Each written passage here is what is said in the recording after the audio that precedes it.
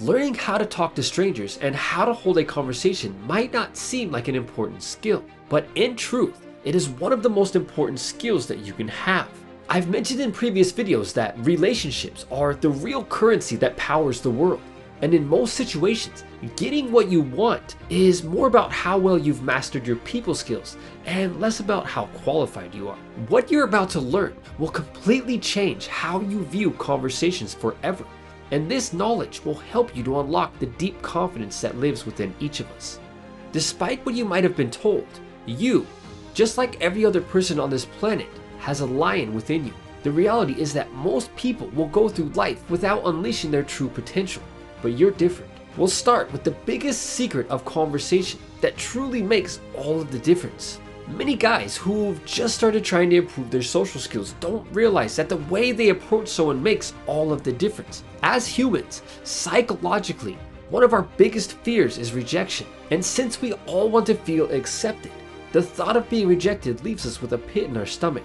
However, the biggest secret to starting conversations with anyone, especially girls, is knowing that you can only be rejected if you allow it to happen. The secret is in how you approach someone. Something that you need to understand is that within the first 5 to 10 seconds of meeting someone, you're being judged.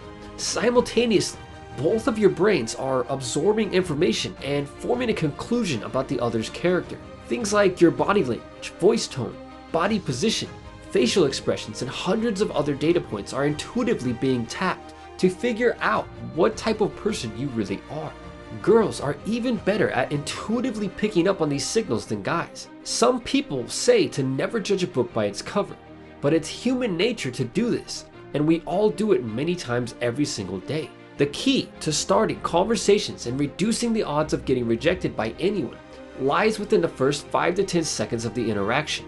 This is when each person is effectively sizing up the other to decide how to proceed. Most guys fail at this simply because they don't present themselves correctly within the first 5 to 10 seconds. When starting a conversation or interacting with anyone for the first time, the secret is to present yourself in a way that demands attention and projects a strong presence. So many guys, when approaching a stranger, carry themselves in a way that almost makes them seem like they're little flies buzzing around and bothering people. If you present yourself like a fly, other people are more likely to treat you like one and swat you away. When starting a conversation or approaching anyone, you must unleash the lion that we all have inside of us. Even if you don't feel super confident in the beginning, practice projecting a strong presence and speaking and behaving in a way that demands attention and respect. Consciously make it sound like you're self-assured about everything that you're saying. How you present yourself during this 5 to 10 second window is key, and it's like the compass for the interaction,